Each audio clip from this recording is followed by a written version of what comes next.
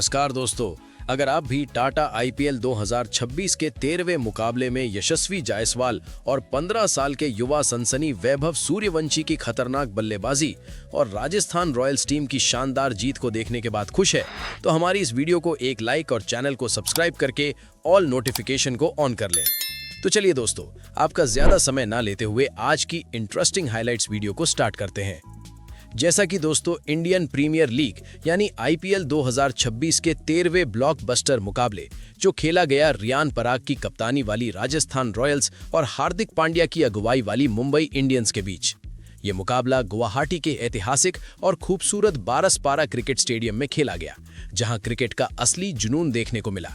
आज के इस विशेष ऑडियो बुलेटिन में हम आपको इस पूरे मैच का आंखों देखा हाल, एक एक गेंद का रोमांच, खिलाड़ियों का प्रदर्शन और मैच से जुड़े हर एक छोटे बड़े पहलू को विस्तार से बताएंगे।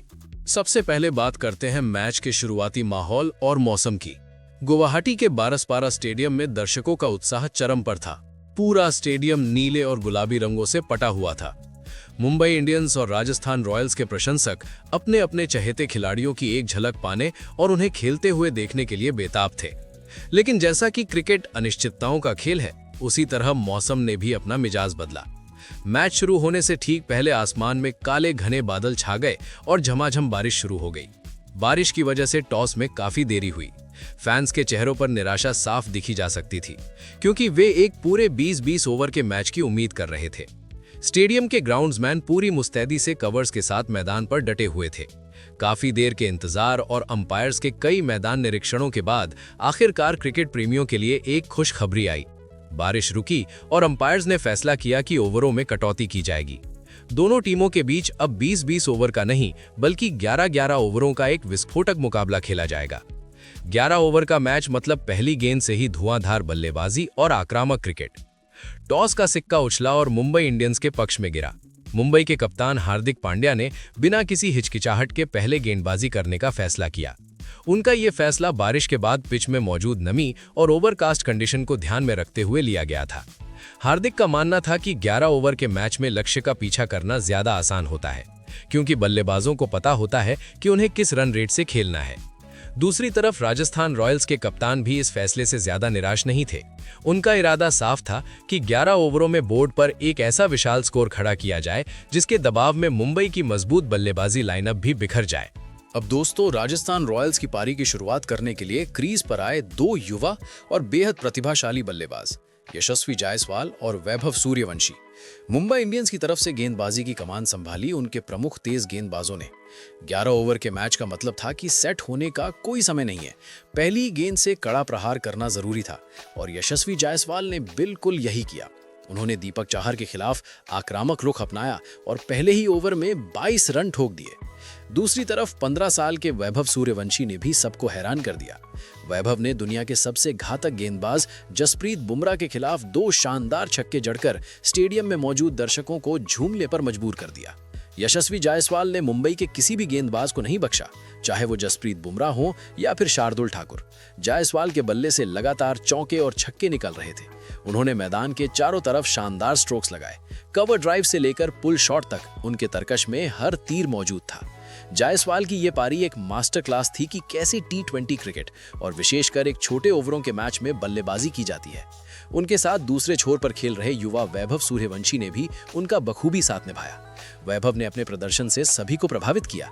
उन्होंने किसी भी प्रकार का दबाव अपने ऊपर नहीं आने दिया और जब भी उन्हें मौका मिला, उन्होंने शानदार शॉट्स लगाए। वैभव ने 39 रनों की एक महत्वपूर्ण और आक्रामक पारी खेली, जिसने राजस्थान रॉयल्स के स्कोरबोर्ड को तेजी से आगे बढ़ाने में मदद की। इन दोनों की साझेदारी ने मुंबई इंडियंस के खेमे में हलचल मचा दी। कप्तान हार्दिक पांड्या लगातार अपने गेंदबाजों में बदलाव कर रहे थे, लेकिन जायसवाल और वैभव की आंधी रुकने का नाम नहीं ले रही थी। यशस्वी जायसवाल ने महज 22 गेंदों में ही अपना तूफानी अर्धशतक पूरा कर लिया। अर्धशतक पूरा होने के बाद तो वो और भी ज्यादा खतरनाक हो गए। ऐसा लग रहा था कि आज वो शतक बनाकर ही मानेंगे, लेकिन ओवरों की कमी के कारण ऐसा नहीं हो सका।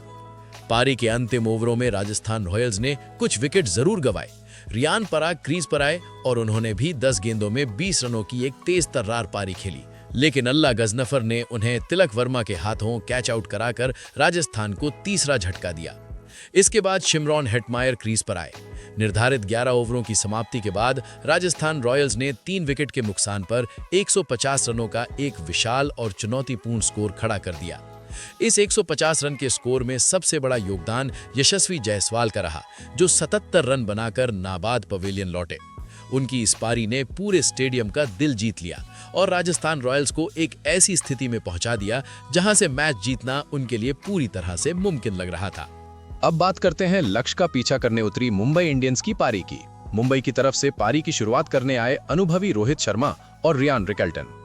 फैंस को उम्मीद थी कि रोहित शर्मा अपने चिर परिचित अंदाज में टीम को एक तेज शुरुआत दिलाएंगे, लेकिन राजस्थान रॉयल्स के गेंदबाजों के मन में कुछ और ही था। राजस्थान की तरफ से गेंदबाजी की शुरुआत बेहतरीन रही। पहला ओवर ही मुंबई के लिए किसी बुरे सपने से कम नहीं था। जोफ्रा आर्चर, जो इस मैच में मुंबई के खिलाफ खेल रहे थे या उनके खिलाफ गेंदबाजी हो रही थी, ने अपनी गति और स्विंग से बल्लेबाजों को परेशान किया। पारी की शुरुआती पलों में ही मुंबई को पहला तगड़ा झटका लगा। रियान रिकल्टन मात्र 8 रन बनाकर आउट हो गए। उन्हें जुरेल ने लपका। स्कोरबोर्ड पर मात्र 10 रन और पहला विकेट गिर चुका था। रिकल्टन के आउट होने के बाद क्रीज पर आए दुनिया के नंबर 1 टी20 बल्लेबाज सूर्य कुमार यादव। सभी की निगाहें सूर्या पर थीं, क्योंकि वो अपने दम पर मैच पलटने का मद्दा रखते हैं। लेकिन आज का दिन उनका नहीं था। जब मुंबई का स्कोर 20 रन था, तभी नांद्रे बर्गर ने अपनी घातक गेंदबाजी का मुजाहरा पेश किया। बर्गर की एक तेज गेंद पर सूर्य कुमार यादव चकमा खा गए और केवल 6 रन बनाकर पवेलियन लौट गए।